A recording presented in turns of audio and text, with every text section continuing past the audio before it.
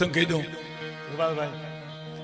સરદાર વલ્લભભાઈ પટેલ, ભાવનગર મહારાજ કૃષ્ણકુમારસિંહજી પહેલું રાજ આપ્યું દેશને આઝાદ કરવા. આ વાત તો નાની છે પણ બહુ પ્રેરણાદાયક છે. મારી માતાઓ, બહેનો, દીકરીઓ બધી બેઠી છે. મને એક ભાઈ કહેતા હતા કે તમને મેં સાંભળ્યા છે, તમે એક વાત કરો છો કે દાખલા તરીકે આ ચાવડા ગામની અમારી માતાઓ, બહેનો, દીકરી તો અહીંયા ઘરને આંગણે અવસર છે તો વિવિધ કલાકારોને સાંભળવા મળે. તમે તો લાલપુર સુધી આવી શકો, જામનગર, જામવંથલી બધે આવી શકો, પણ બહેનો છે એ ટીવીમાં, રેડિયોમાં, ટેપમાં સાંભળે. હવે એ છે ને એ બંધ પાણી છે, તળાવનું પાણી બંધ છે. પાણી છે તળાવનું બંધ પાણી છે. રૂબરૂ પ્રોગ્રામ સાંભળો ને એ નદીનું વહેતું પાણી છે. ખાડ ખાડ ખાડ ખાડ ખાડ વળી જતું હોય.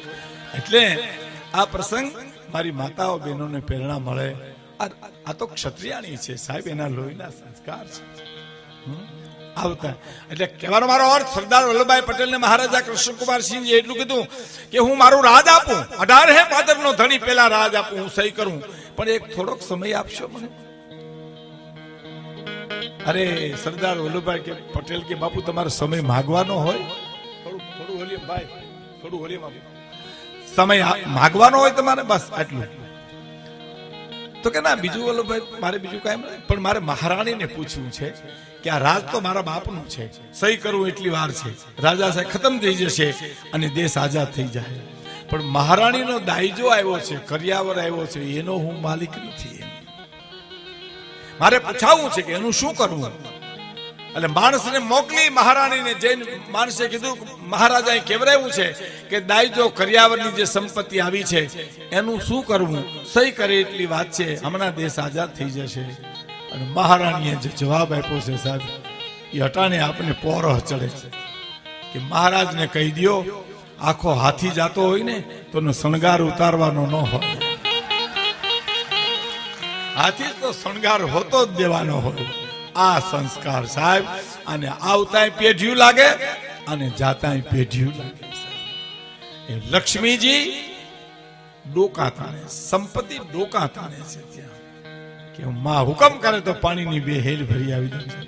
આ પૈસાની બહુ તાકાત. અમારા માનભાઈ ગઢવી થાનમાં એમ કહેતા કે રૂપિયાની એવી તાકાત છે, પગની પેનીએ રૂપિયાનો ભરાવો તો કપાળમાં તેજ કરે સાહેબ, એટલો કરંટ એનો. હા, હુકાઈ ગયેલ વડલો હોય ને થડમાં તમે 20,000 રૂપિયા દાટી આવો તો બીજે દી વડવાયું ફૂટે એમ માનભાઈ કહેતા. પણ મારા તમારા અનુભવની જો વાત કરું તો આપણા ખિસ્સામાં સુધી એકેય પૈસો ન હોય અને આપણે એમ થાય કે ફલાણા ભાઈ મારી ટિકિટ લઈ લે, ભારે કામ થાય તા ઈ એમ કે અમે અમારી લઈ લીધી, તું તારી લઈ લેજે.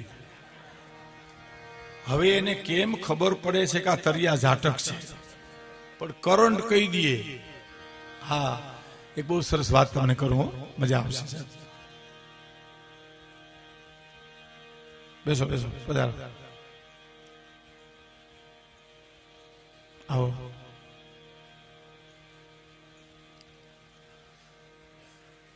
અને આપણી પાસે 10,000 રૂપિયા પડ્યા હોય ને આપણે એમ કે આપણે આ 5 જણાની ટિકિટ લઈ લેવી છે તો એમ કે અમે અમારી લઈ લીધી, તારી એ લઈ લીધી.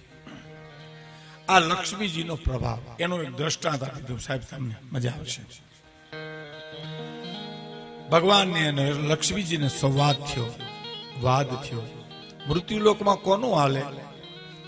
ભગવાન કે મારું હાલે, લક્ષ્મીજી કે નહીં મારું હાલે. હે, ભગવાન કે દેવી મારું હાલે, તો કે પ્રભુ તમે ભૂલો છો, મારું હાલે. ત્યાં તો એમ તો અખતરો કરો. શું વેશપલટો કરીને કોઈ પણ ગામડામાં જાઓ તમે અને વાહ હું આવું જુઓ ઝપટ. ભગવાન દ્રષ્ટાંત આ બહુ સરસ સારું છે ભાઈ. એ બ્રાહ્મણ નું રૂપ લઈને ગામના પાદરમાં જઈને કહે છે કે મારે કોઈ સદગ્રસ્ત નું ઘર હોય તો રાતવાસો કરવો છે. કીધું ફલાણા ભાઈ ને ઘેરે મૂકી દે, ભગત કુટુંબ છે અને ભૂદેવને હાચવશે. ભગવાન બ્રાહ્મણ નું રૂપ લઈને ગયા, આવકારો આપ્યો. કીધું તમે જમવાના હો તો બનાવી દે, અને તમે સ્વયં પાકી હો તો તમને સીધો આપીએ. તો કે ના, તમે બનાવી લ્યો, હું જમીશ. રાત રોકાણ પછી બીજે દી એમ કીધું કે મારે અનુષ્ઠાન કરવું 4.5 મહિનાનું, તો કોઈ જગ્યા છે તમારી પાસે? કે હા, આ બાજુનો ઓરડો છે ને, એમાં તમે તપ કરો, ભજન કરો, અમે તમને ટાણે ટાણે જમવાનું આપશું. હો સરસ. ભગવાનની સાધના કરે, તપ કરે, કુટુંબ એને જમાડે.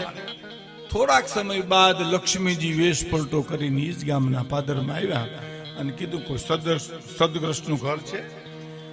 હા કે હા, આપણા ભગતનું ઘર છે, આ મારે માતાજીને ત્યાં મૂકી આવો.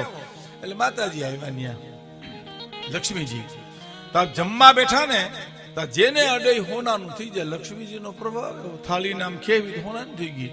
બે વાટકા મૂક્યા આ બાજુ હોનાના થઈ ગયા.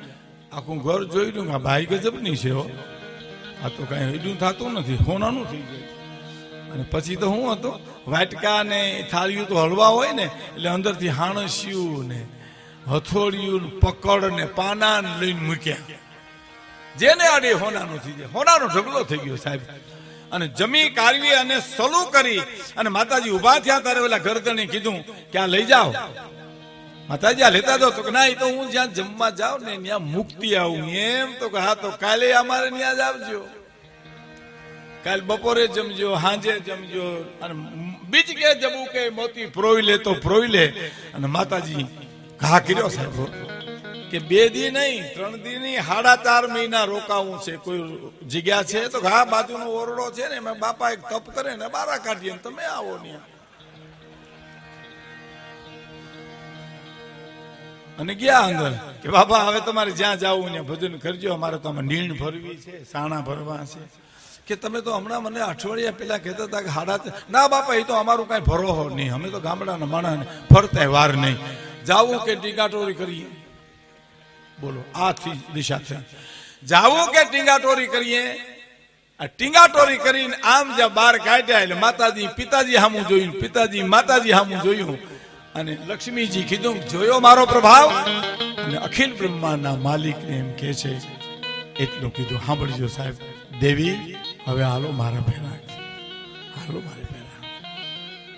ગામના પદરમાં પરવાડમાં એક ગરીબનું ઝૂંપડું. કીધું જાવ અહીંયા, હે જાવ જાવ. આમાં ગયા માતાજી. જમવું છે, ગરીબ માણસ થાળી વાટકાને પીરી દીધું. જેને અડે હોનાનું થઈ જાય.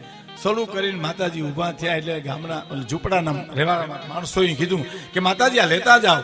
તો કે ના ના, એ તો હું જ્યાં જમવા જાઉં ને મુક્તિ આવું. તો કે લેતા જાઓ માતાજી, હેઠા વાસણમાં કોઈ ખાય એવું અહીંયા અમારા ઘરમાં છે જ નહીં.